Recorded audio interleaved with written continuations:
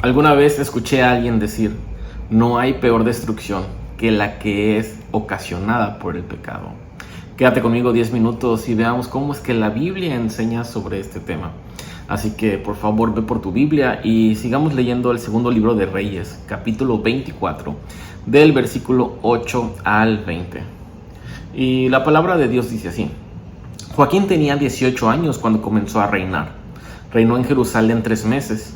Su madre era Nehusta, hija de Elnatán, oriunda de Jerusalén. Joaquín hizo lo malo ante los ojos del Señor, tal como lo había hecho su padre. En aquel tiempo, las tropas de Nabucodonosor, rey de Babilonia, marcharon contra Jerusalén y la sitiaron. Cuando ya la tenían cercada, Nabucodonosor llegó a la ciudad. Joaquín, rey de Judá, se rindió junto con su madre, sus servidores, oficiales y nobles. Así, en el año 8 de su reinado, el rey de Babilonia capturó a Joaquín, tal como el Señor lo había anunciado. Nabucodonosor se llevó los tesoros del templo del Señor y del palacio real, partiendo en pedazos todos los utensilios de oro que Salomón, rey de Israel, había hecho para el templo del Señor. Además, deportó a todo Jerusalén, a todos los oficiales y a todos los mejores soldados, a todos los artesanos y herreros, un total de 10,000 personas. No quedó en el país más que la gente pobre. Nabucodonosor deportó a Joaquín a Babilonia. También se llevó de Jerusalén a la reina madre, a las mujeres del rey, a sus oficiales y a la flor y nata del país. Deportó además a todos los guerreros, que eran 7,000, y a 1,000 artesanos y herreros, todos aptos para la guerra. El rey de Babilonia se los llevó cautivos a Babilonia. Luego puso como rey a Matanías, tío de Joaquín, y cambió su nombre a Sedequías. Sedequías tenía 21 años cuando comenzó a reinar. Reinó en Jerusalén 11 años. Su madre se llamaba Hamutal, hija de Jeremías, oriunda de Libná. Al igual que Joacim, Sedequías hizo lo malo ante los ojos del Señor, a tal grado que el Señor en su ira los echó de su presencia. Todo esto sucedió en Jerusalén y en Judá. Entonces, estamos viendo, ya entró el rey Nabucodonosor a Jerusalén, ya entró al templo del Señor. Como tú recordarás, el templo del Señor representaba la presencia misma de Dios sobre el pueblo de Israel. Era Dios habitando en medio del pueblo. Entonces llega Nabucodonosor, el rey se rinde junto con su familia y los nobles y el ejército, y lo primero que hace es que empieza a destrozar los tesoros, a destrozar los utensilios de oro que había hecho Salomón. Empieza a destrozar todos los tesoros reales que había en el templo. O sea, tan solo ponte a pensar todo lo valioso, no porque Salomón lo hubiera hecho o no porque fueran de oro, sino porque el mismo Dios había dicho que así tenía que ser. Entonces lo que en sí estaba destruyendo a Nabucodonosor era todo lo que Dios había construido en el templo, todo lo que Dios había construido en medio del pueblo de Israel. Entonces se rompe absolutamente todos estos tesoros. Y no solamente pasa eso, sino que empiezan a ser exiliados. Dice la palabra que los deporta a Babilonia. Los deporta a esta nueva ciudad, a este nuevo imperio, un imperio pagano. Pero lo que está haciendo el rey Nabucodonosor es que se los está llevando de donde se supone que estaba la presencia de Dios. Por mucho tiempo hemos leído que Sión, que la ciudad de David, que el templo del Señor, era donde residía, era donde estaba la presencia de Dios. Entonces, no solamente se destruyen los tesoros, sino que también son exiliados, son sacados fuera de la presencia de Dios mismo. Y empieza a decir lo mismo que siempre: hicieron lo malo. Pero el versículo 20 es muy fuerte. Dice que a tal grado que el Señor en su ira los echó de su presencia.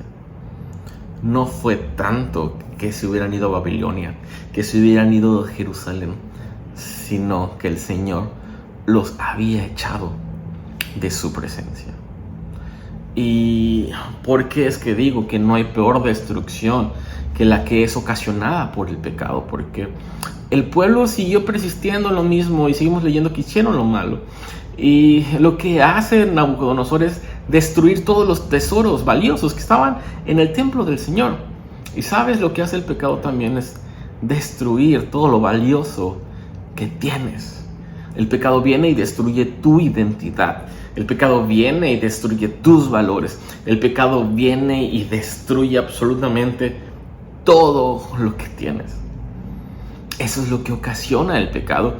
Y si seamos honestos y reales, a pesar de que puedas ser cristiano, tú sabes que has caído y que has estado en pecado. Y tú sabes cómo hay ciertos pecados que, a pesar de que guardamos, nos va carcomiendo por dentro. Tú sabes cómo estos pecados nos van destruyendo por dentro. Porque el pecado es lo que hace. Es destruir. El pecado destruye. Así como vino y destruyó todo lo valioso que había en el templo del Señor, así viene el pecado y destruye todo lo que hay en tu corazón, todo lo que hay en ti. Pero no solamente eso, lo que dice es que fueron exiliados, los sacaron de la ciudad de David, fueron llevados lejos del templo del Señor, donde restaba su presencia. Y el 20 dice que los echó de su presencia misma. Entonces el pecado, aparte de destruirte, te aleja de Dios. Aparte de destruirte, te aleja por completo de Dios. Y de nuevo tenemos que ser honestos y reales. Porque cuando has pecado, cuando has estado en pecado continuamente, a pesar de que ya conoces del Señor, tú sabes que te sientes alejado de Él. Tú sabes que ya no es la misma relación con el Señor. Tú sabes que ya no es la misma cercanía que tenemos, porque el pecado es lo que hace, nos aleja y nos aparta del Señor.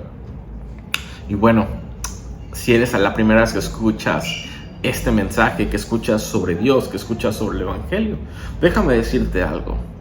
Probablemente estás aquí porque alguien te mandó este video, pero yo no sé cómo está tu corazón el día de hoy.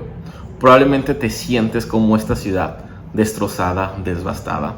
Probablemente te sientes alejado de Dios, o ni siquiera has reconocido que estás alejado, pero tú sabes que hay algo más grande que tú, en el cual necesitas tener una relación. Pero ¿sabes por qué no has podido? Por el mismo pecado que habita en nosotros, por el mismo pecado que habita en nuestros corazones.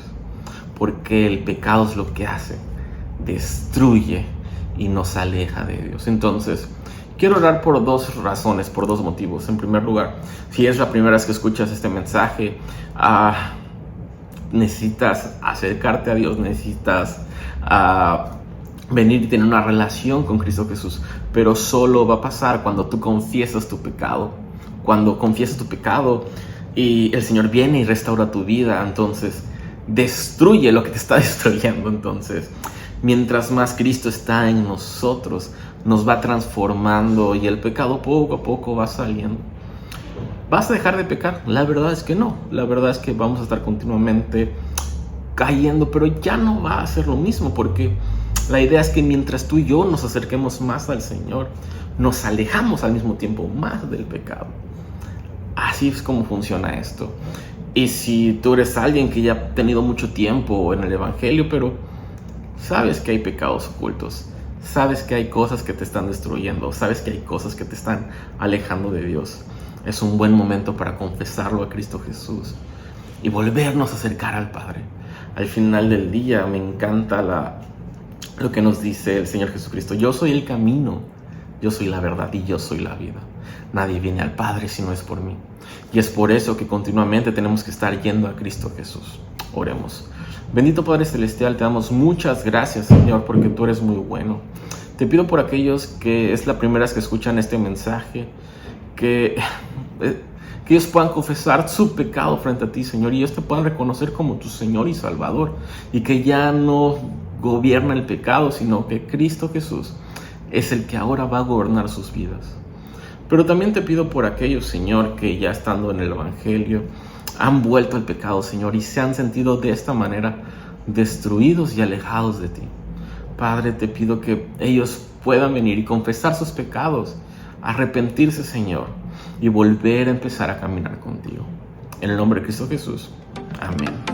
Nos vemos el día de mañana para otro devocional.